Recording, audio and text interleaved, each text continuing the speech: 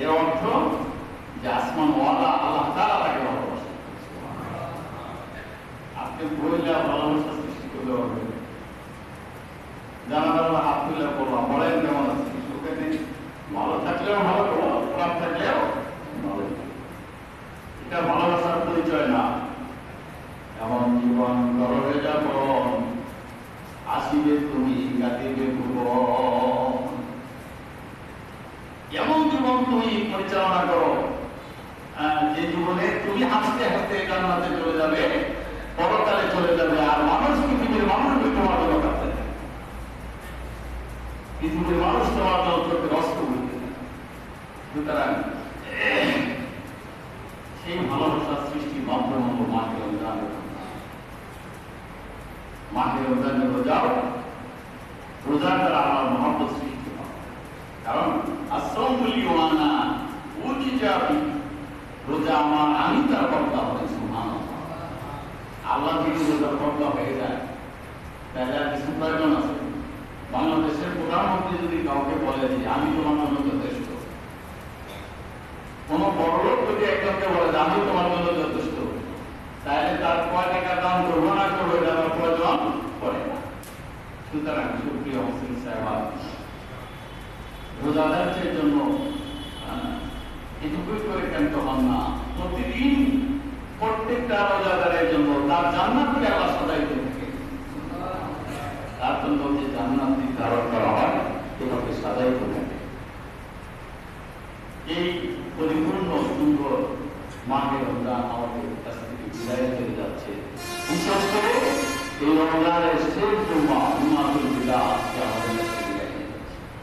রমজান যদি 29 হয় তাহলে বৃহস্পতিবারে, আর রমজান যদি 30 হয় তাহলে শুক্রবারে। তার মানে কোনোভাবেই আমরা দ্বিতীয় শুক্রবার রমজান পাচ্ছি না। সুতরাং এই জুমাতুল বিদা আমাদের দায়িত্ব হবে যে আমরা বেশি বেশি আল্লাহ তাআলার কাছে ক্ষমা চাওয়া, মাফ চাওয়া। অতীত জীবনে যে সমস্ত অপরাধ করেছি, যে সমস্ত ভুল থেকে আমাদের ইচ্ছা অনিচ্ছা হয়ে গেছে, এই জন্য আল্লাহর দরবারে কান্নাকাটি করা। জুমাতুল বিদা একটা বেশি গুরুত্বপূর্ণ রমজানের শেষ 10 দিনে একটা, সেটা হলো শবে কদর। আর দ্বিতীয় নম্বর হলো আপনি আমার সন্তান যদি বয়স থেকে বিদেশ চলে যায়, একজন গার্জেন যখন তাকে বিদায় দিয়ে যায়, বিদায়ের সময় চোখের পানি ধরে রাখতে পারে না, কি বলে কাঁদতে থাকে। এই কাঁদা কি আফসোসে, কষ্টে, ভালোবাসার কাঁদা। কারণ নিজের সন্তান আজকে সামনে থেকে চলে যাচ্ছে, ওদের ভবিষ্যতে সে কবে দেশে ফিরবে না ফিরবে জানি না। এই যে মায়া কান্না, তার প্রতি ভালোবাসা, এটাকে বিদায় বলা। অর্থাৎ এই রমজান আমাদের কাছ থেকে চলে গেল। রমজানের যে শিক্ষা, যে ভালোবাসা, যে ইবাদতের মোহ আমাদের ছিল, সেটি সারা বছর কাছে আমরা পালন করতে পারি, সেই স্পৃহা আমাদের মধ্যে সৃষ্টি করে। প্রতিদিনের দিনের নাস্তা ছিল রাসূল সাল্লাল্লাহু আলাইহি ওয়াসাল্লামের জন্য হলো যে রমজানের শিক্ষাগুলো সারা জীবন সেটাকে ধরে রাখে। রমজান মাসে শয়তানকে শৃঙ্খলাবদ্ধ করার কারণে আমরা দেখব সমাজের মধ্যে, আমরা দেখি যে সমাজের মধ্যে অপকর্ম কম হয়। যে মানুষটা মিথ্যা কথা বলতো রমজানের ভিতরে, যে মানুষটা মাপে কম দিত, রমজান আসছে মাপে কম দেওয়া বাদ দিয়ে দিচ্ছে। যে মানুষটা প্রতিদিন সেলুনে যেত, রমজান আসছে আর সেলুনে যায়। কি বল? রমজানকে শ্রদ্ধা করে হোটেল রেস্তোরাঁ বন্ধ রেখেছে। রমজানকে শ্রদ্ধা করে সব পথ অবলম্বন করার জন্য চেষ্টা করছি। প্রিয় মুসলিম সাহেব, এই জুমাতুল বিদায় আমাদের দায়িত্ব হবে। এই যে সমস্ত ভালো কাজের দিকে আমরা এগিয়ে এসেছি, এই রমজান মাসে যে ভালো কাজগুলি আমরা করেছি, এই বাকি কাজগুলি যাতে বাকি জীবন যত রমজান, এই রমজানের আগ পর্যন্ত প্রতিটা মুহূর্ত সারা বছর জন্য আমরা রমজানের যে নিয়ম কানুন পদ্ধতি যেভাবে অনুভূত করেছি, যেভাবে কোরআন তেলাওয়াত করেছি, যেভাবে নামাজ বেশি পড়েছি, এই ইবাদতগুলি করতে পারি, সেদিকে আমাদের নজর দিতে হবে। সেটি হলো রমজান। রমজান তো একটা ট্রেনিং দিয়ে গেল, রমজান আমাদেরকে একটা তরবিয়ত দিয়ে গেল, একটা পরিচালনার জীবন পরিচালনা একটা সীমারেখা দিয়ে গেল যে তুমি জীবন পরিচালনা। মিথ্যা কথা বলা যাবে না, কারণ ক্ষতি করা যাবে না, হারাম উপার্জন করা যাবে না, হারাম খাওয়া যাবে না। কি বলে এই রমজানের চাহিদা না? আমি যদি হারাম খাই, আমার উপার্জন করি আর শিখে রোজা রাখি হাদিসে আসে, তাহলে এই ব্যক্তির রোজা শুধু উপবাস ছাড়া আর কিছুই হবে না। সক্রিয় মুসলিম সাহেব, আমাদের দায়িত্ব হবে রমজানের যেভাবে আমরা রমজানকে পালন করতে চেষ্টা করলাম, বাকি সময়টুকুর মধ্যে আবার রমজান আসা পর্যন্ত যে সময়টা আমরা মাঝখানে পাবো, এই সময়টাও যাতে রমজানের হক আদায় করে আমরা রমজান, এটা হলো জুমাতুল বিদার চাহিদা।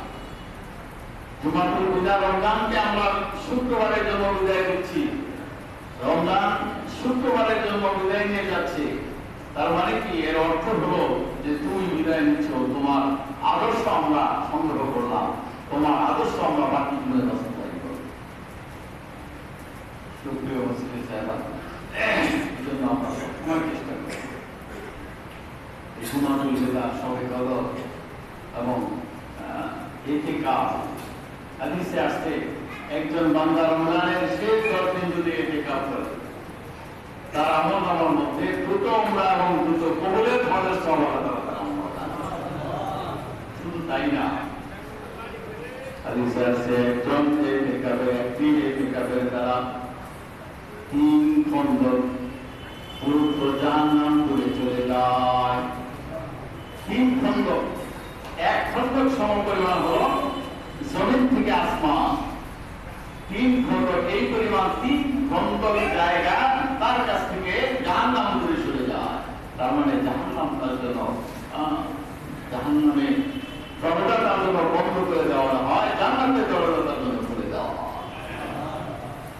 সুপ্রিয় মুসলিম সাহেব, সুন্নতে ইতিকাফের সময় পার হয়ে গেছে, কিন্তু নফল ইতিকাফের সময় সবসময়ই না, সারা বছরই, শুধু রমজান না। আপনি মসজিদে প্রবেশ করতেছেন, নফল ইতিকাফ ইমাম আবু হানিফা রাহমাতুল্লাহ নিকট হলো যে অল্প সময়ের জন্য নফল ইতিকাফ করা। আপনি 1 ঘন্টা, 2 ঘন্টা, 3 ঘন্টা ইতিকাফ করবেন। এমনকি মাগরিব থেকে এসে এশা পর্যন্ত কেউ যদি নিয়ত করে নাওয়াইতু সুন্নাতাল ইতিকাফ, আমি নফল ইতিকাফের নিয়ত করে বসলাম, তাহলে আল্লাহ তাআলা হাদিসে আসছে ইতিকাফের সব আল্লাহ তাআলা তার আমল দান করে। ইমাম আবু হানিফা রাহমাতুল্লাহ নিকট একেবারে সর্বনিম্ন অল্প সময়ে ইতিকাফের নিয়ত করা যায়, কিন্তু ইমাম আহমদ ইবনে হাম্বলের নিকট অন্তত 1 দিন ইতিকাফের নিয়ত করতে হয়। যাই হোক, আমরা ইতিকাফের যারা বসেছি আলহামদুলিল্লাহ, যারা এখনো বসতে পারি নাই, আমরা নফল ইতিকাফ করব। সুযোগ হলে 26শে রমজান দিবাগত রাত্রি থেকে শুরু করে বাকি সময়টা আমরা ইতিকাফে কাটাতে পারি। এবং ইতিকাফ যদি মসজিদে নাও আসতে পারে, হাদিসে আছে একজন বান্দা যদি আরেকজন বান্দার কোনো প্রয়োজন মিটাইয়া যায়, কোনো প্রয়োজন মিটাইয়া যায়, যে প্রয়োজনটা সে কোনোভাবেই মিটাইতে পারতেছে না, সেটা আর্থিক হোক, শারীরিক হোক, অসুস্থ হয়েছে একজন বান্দা, হাসপাতালে নিয়ে যাওয়ার মতো কোনো রোগ নেই, অথবা অভাবগ্রস্ত, তাকে যদি একটু দান ফেরত করে, অথবা একজন লোককে রাস্তা দিয়ে যাচ্ছে, রাস্তায় দেখা দিলেন, যেভাবেই হোক একজন মানুষকে যদি তার প্রয়োজন মেটানোর খাতিরে সহযোগিতা করে, হাদিসে আসবে যে ওই বান্দার আমলনামার মধ্যে 10 বছরের ইতিকাফ করার সওয়াব আল্লাহ তাআলা দান করেন। ঠিকানি কথা, বান্দার কল্প, বান্দার অন্তরাত্মাকে শান্তি করার জন্য হাদিসে অনেক গুরুত্ব দিয়েছে। সুতরাং আমরা এখানে না আসলেও ইতিকাফের সওয়াব পেতে পারি। আমরা আমার ভাই, আমার আত্মীয়স্বজন, আমার পাড়া প্রতিবেশী, তাদের প্রতি সহানুভূতিশীল হওয়া, ভালোবাসা দেখানো, যিনি কষ্টে আছেন তার কষ্টের সাথে শেয়ার করা। শুধু কি টাকা পয়সা দিয়ে শেয়ার করা যায়? আপনি যদি একজন রোগীর কাছে যান, রাসূল সাল্লাল্লাহু আলাইহি ওয়াসাল্লাম কোন বান্দা যদি কোন একজন রোগী দেখতে যায়, অসুস্থ মানুষকে দেখতে যায়, শুধু নিয়ত যে এই অসুস্থ মানুষকে আপনি দেখবেন, দুনিয়ার কোনো লোক লালসা নাই, টাকা পয়সার না, ভালোবাসার না, অন্য কোনো প্রয়োজনের না, আপনি নির্ঘাত আল্লাহর হস্তে কোন বান্দা যদি একজন রোগীও দেখতে যায়, রাসূল সাল্লাল্লাহু আলাইহি ওয়াসাল্লাম ৭০,০০০ ফেরেশতা আল্লাহ নিয়োগ করে দেন এই বান্দার গুনাহ মাফ চাওয়ার জন্য। জোরে বলেন সুবহানাল্লাহ। চারটিখানি তো তারা ৭০,০০০ ফেরেশতা আল্লাহ তারা নিয়োগ করে দেয় এই বান্দার গুনাহ মাফ চাওয়ার জন্য। তোমরা মাফ চাও বান্দার গুনাহ। সুপ্রিয় উপস্থিতি সাহেব, এই জন্য আমরা ইতিকাফের সওয়াব পাওয়ার বহুত রাস্তা রয়েছে। আমরা বাহিরে যারা আছি আমরা চেষ্টা করবো আমার ভাইয়ের প্রয়োজন মেটানোর জন্য, আমার ভাই অভাবে আছে তার কাছে দাঁড়ানো, আমার ভাই অসুস্থ তাকে দেখতে যাওয়া, আমার ভাই হাসপাতালে যাবে তার কোনো লোক নাই তাকে সাহায্য করা, আমার ভাই কৃষি কাজে ব্যস্ত হয়ে পড়ছে তাকে সহযোগিতা করা। অর্থাৎ একজন মানুষের মানবীয় যা প্রয়োজন যদি কঠিন অবস্থায় পড়ে থাকে তার জন্য সহযোগিতা করা, তাহলে ইতিকাফের সওয়াব আল্লাহ তাআলা তার আমল নামায় দান করেন। সুপ্রিয় মুসলিম সাহেবান, রমজান শেষের দিকে ঈদুল ফিতরের সমাগম হাদিসে আসছে, যে আজকের হাদিসে আল্লাহ আলাইহিস সালাতু ওয়াস সালাম মিনহাই ইয়াউলাইলাতুল ঈদ ওয়াকান কালা আলাইহিস সালাতু ওয়াস সালাম মান কামা লাইলাতুল ঈদাইন মুনতাসিবান লাম ইয়ামুত কলবুহু ইয়াওমা তামুতুল কুলুব। ঈদের রাত আমরা তো শুধু জানি যে জুমার রাত, সবে কদরের রাত্র, সবে বরাতের রাত্র, এগুলি রাত্রে ইবাদত করলে বেশি সওয়াব, কিন্তু না হাদিসে আসছে ওই রাত্রগুলি তো ইবাদত করলে সওয়াব বেশি পাওয়াই যাবে। তারপরও ফাকাত কালা আলাইহিস সালাম মান কামা লাইলাতুল ঈদাইন, রাসূল ফরমান যে ব্যক্তি ঈদের রাত্রিতে আল্লাহর ইবাদতে মগ্ন থাকবে, ঈদের রাত্রিতে যারা আল্লাহর ইবাদতে মগ্ন থাকবে ওই দিন তার অন্তর মরবে না, যেদিন সকল অন্তর পেরেশানি এবং মৃত্যুর পর্যায়ে চলে যাবে। অর্থাৎ ঈদের রাত্রি ইবাদতটা আল্লাহ তাআলা খুবই ভালোবাসেন, বান্দাকে মহব্বত করেন এবং তার অন্তর কিয়ামতের দিন তরুণতা থাকবে, শান্ত শিষ্ট থাকবে, তার পেরেশানি থাকবে না। কারণ হলো এই ঈদের রাত্রটা আল্লাহ ইবাদতের মগ্ন হওয়াটা বান্দার জন্য কঠিন হয়ে যায়, ঠিক না? সারা রমজান রোজা রাখছে, চার রোজার সাথে সাথে হই হুল্লোড় শুরু হয়ে গেল, হাট বাজার এই সেই আনন্দ উৎসবের মধ্যে কাটাইতে যায়। সুপ্রিয় মুসলিম সাহেবান, ঈদের রাত্রিতে আমরা ছোটবেলা দেখছি নানা ধরনের খেলার আয়োজন করত, না গান বাজনা না, সারা রমজান অন্য কিছু খাইতে পারে না, এটার নাম নিলাম না, এই ঈদের 4 ওভার পর থেকে খাওয়া শুরু করে দিয়েছে। কারণ এই কয়েকদিন শয়তান তো শৃঙ্খলাবদ্ধ ছিল, তার ওয়াসওয়াসা দিতে পারে নাই, ডক করে খাইতে পারে নাই, এখন 4 বছরের পরে আওয়াজ শুরু করে। এই যে ঈদের রাত্রটা যে মানুষ সাধারণত আনন্দের উৎসবের মনে করে এবং এই অপকর্ম থেকে বিরত থেকে যারা আল্লাহর ইবাদতে মগ্ন থাকবেন, হাদিস শরীফে আছে মান কামা লাইলাতুল ঈদাইন ইহতিসাবান মুহতাসিবান লাম ইয়ামুত কলবুহু ইয়াওমা তামুতুল কুলুব।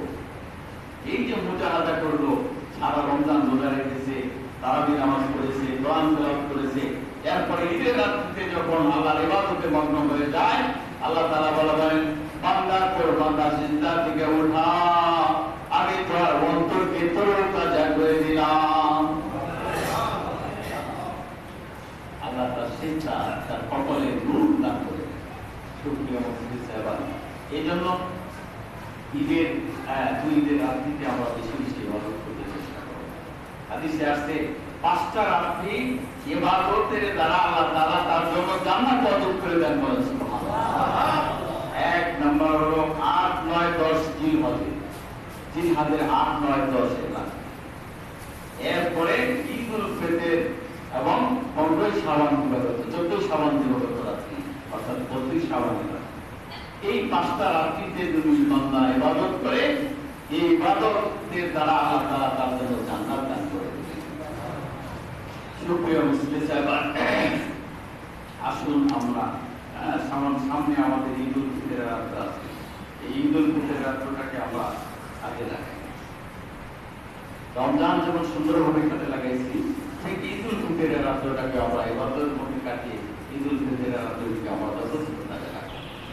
এরপরে রমজানের শেষ পর্যায়ে আমাদের আমলের মধ্যে একটা বড় আমল আছে, সদকাতুল ফিতর আদায় করা। সদকাতুল ফিতরের কথা আমি গত 2 জুমা বলেছি, আজকেও বলছি। প্রত্যেকে পার পিস 70 টাকা, নিম্নের 60 টাকা। এই নিম্নেরই 2টা ভাগ করা হয়েছে। ময়মনসিংহ অঞ্চলের জন্য 60 টাকা, আর জাতীয়ভাবে ঘোষণা করা হয়েছে প্রতিজন ক্রেতা হলো 70 টাকা। সর্বোচ্চ ক্রেতা 310 টাকা। এটা তো আমাদের জন্য দেওয়া অনেকেই কঠিন। শহর মন্দিরে অনেকে দেয়, গ্রামের অনেকে দিয়ে থাকে। প্রতিজন 2310 টাকা পর্যন্ত ক্রেতা দিতে পারে। 5 জন আছে, 5 দেশে কত হয়? এইভাবে ক্ষেত্রে আদায় করা যায়। যারা রিচম্যান আছেন, ধনী মানুষ আছে, চলতে ফিরতে তাদের কোনো সমস্যা নাই, বরং ক্ষেত্রে তারা আদায় করতে পারে না। নিম্নে 70, 60, এরপরে আর যাওয়া যাবে না। 60 থেকে 70 টাকার মধ্যে আমরা ক্ষেত্রে আদায় করব। ক্ষেত্রে আদায়ের উত্তম তরিকা হলো ঈদের দিন ঈদগাহে যাওয়ার আগেই ক্ষেত্রে আদায় করে দেওয়া। ঈদের দিন ঈদগাহে যখন যাবো তার আগেই, অর্থাৎ এখন থেকে আমরা ক্ষেত্রে দিয়ে দিতে পারি, বা ঈদের দিন সকাল থেকে ঈদগাহে যাওয়ার আগে ক্ষেত্রে আমরা পরিশোধ করতে পারি। ক্ষেত্রে কাকে কে দেবেন এটা সকলেই জানেন, এদের আগে অনেক কথা বলা হয়েছে। ঈদ উল ফিতরে আমাদের কিছু দায়িত্ব আছে। সারাটা রমজান আপনি রোজা রাখবেন, সেই সময় খেয়েছে না, সারাদিন ঠান্ডায় তৃষ্ণার্ত রয়েছেন, ক্ষুধার্ত রয়েছেন। আল্লাহ তাআলা এই রমজান যেদিন শেষ করে দিল, হাদিসে আসছে, সহিহ হাদিসে আসছে, রমজানের শেষ দিন সমস্ত রোজাদারের সব গুনাহ আল্লাহ মাফ করে দেন, সব গুনাহ মাফ করে দেন। এখানে সগীরা কবিরার কথা কোনো ভাগ করা হয়, কারণ আপনি তো রমজানে তওবা করেছেন, ইস্তেগফার করেছেন। রমজানের শেষ 10 দিন, নাজাতের 10 দিন ছিল, সেখানে আপনি ইস্তেগফার করেছেন, আল্লাহর কাছে না গজব থেকে নাজাত চেয়েছেন। এই সব মূল্যে আল্লাহ তাআলা কবুল করে শেষ রমজানে সওয়ালের চাঁদ ওঠার সাথে সাথে বান্দার সকল গুনাহ আল্লাহ মাফ করে দেন। ঈদুল ফিতরের সকালে রাসূলের সুন্নাত ছিল তিনি সকালবেলা কিছু মিষ্টান্ন মুখে দিতেন। সুতরাং আমাদেরও সুন্নাত হলো, এটা অনেক সওয়াব পাওয়া যায়, কোরবানি দিতে সকালবেলা কিছু না খাওয়া, কোরবানি করে খাওয়া। আর ঈদুল ফিতরে সকালবেলা ফজরের নামাজ পড়ে গিয়েই হালকা কিছু সামান্য মিষ্টি, মিষ্টান্ন বা যাই হোক কিছু মুখে দেওয়ার জন্য। সুতরাং ঈদুল ফিতরের সকালে আমরা কিছু পানাহার করবো, একটু মিষ্টান্ন মুখে দেবো, খুশি খুশি ভাব প্রকাশ করবো। ঈদগাহে আসার জন্য সকাল সকাল প্রস্তুতি নেওয়া, একেবারে দেরি করে আছে ইমাম সাহেব যখন আসবে টাকাটা কি করবে তখন আসবো, তা না। আজকে তো আপনি খুশি দিন, আপনি সব পেয়ে গেছেন। হাদিস আছে সেজন্য আজকে তার মায়ের গর্ভে জন্ম নিল। এই জন্য এই আনন্দকে ঈদগাহে এসে সেই আনন্দ প্রকাশ করতে হবে। সকাল সকাল গোসল করা, গাত্র স্নান করা এবং ফজরের নামাজে হাজির হওয়া, কিছু মিষ্টান্ন মুখে দেওয়া, আপনার প্রয়োজনীয় ভালো কাপড় চোপড়, নতুন জামা কাপড় বা পুরাতন যেটি আছে পরিষ্কার পরিচ্ছন্ন জামা কাপড় পরা, সুগন্ধি ব্যবহার করা, এক রাস্তায় আসা অন্য রাস্তায় ফিরে যাওয়া। ঈদুল ফিতরের তারবিয়া, আল্লাহু আকবার, আল্লাহু আকবার, লা ইলাহা ইল্লাল্লাহ, আল্লাহু আকবার, আল্লাহু আকবার, লিল হামদ, এই তাকবীর মনে মনে আস্তে আস্তে বলা। আপনি আধুনিক ঈদগাহে হেঁটে হেঁটে আসবেন এবং এই তাকবীর মনে মনে বলতে থাকবেন। ঈদুল আজহায় ধরে ধরে বলতে হয়, আর ঈদুল ফিতরে আস্তে আস্তে বলতে হয়। আস্তে আস্তে এই তাকবীর বলতে বলতে আনন্দের সাথে ঈদগাহে চলে আসে এবং পাড়া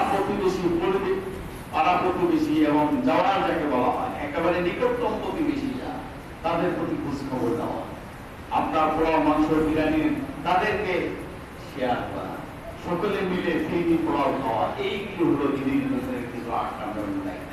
সুপ্রিয় মুসলিম সাহেব, আমরা ঈদের জামাতে আসার যে তরিকা সেগুলি আমরা খেয়াল রাখবো এবং যথাসময় ঈদের জামাতে আসার চেষ্টা করবো, যাতে ঈদের দিন ঈদের জামাতে আসার ব্যাপারে কোনো কোতাহি না হয়। অলসতা না হয়। দেখা যায় যে 9টা বা 10টায় জামাত, 11টায় জামাত, লোক আধা ঘন্টা আগেও লোক আসে, এই জামাত শুরু হলো, দৌড় করে এসে আপনি মসজিদে হাজির করলেন। কেন? আপনি তো আজকে আনন্দের দিন, খুশির দিন, আজকে সকল কাজ বন্ধ। আগে ঈদের জামাত একজন মুসলিমের জন্য, একজন মুমিনের জন্য, একজন ইমানদারের জন্য ঈদের দিনের সবচেয়ে বড় আনন্দ হলো ঈদের জামাতে হাজির হওয়া। সুপ্রিয় মুসলিম সাহেব, এই জন্য আসুন আমরা এই সামনের এই সময়টাকে, যে সময়টাকে আছে, এটি কিংবা ভুল মনে করি। 5টা রাতে আমরা দোয়া কবুল করি। এক হলো আজকের যে রাত্রটা, জুমার রাত্র, একে তো জুমার রাত্র, দ্বিতীয় হলো জুমাতুল বিদা, রমজানের শেষ জুমা। আজকে আমরা বেশি বেশি দোয়া করি। 2 ঈদের রাত্রে, এক ঈদের রাত্রিতে আগে ইবাদত করব এবং আল্লাহর কাছে দোয়া করব। 5টা রাত্র মনে রাখবেন যে 5টা রাত্রিতে আল্লাহ তাআলা দোয়া বেশি বেশি কবুল করেন। একটা হলো জুমার রাত্রে, 2 ঈদের রাত্রে এবং রজবের প্রথম রাতে, রজব মাসের প্রথম রাতে, যেটা আমরা গত করেছি। রজব, শাবান, রমজান, অর্থাৎ রমজানের আগের 1 মাস, 12 মাসের আগে যে রজব মাস আছে, সেই প্রথম রাতে আল্লাহ তাআলা দোয়া কবুল করেন।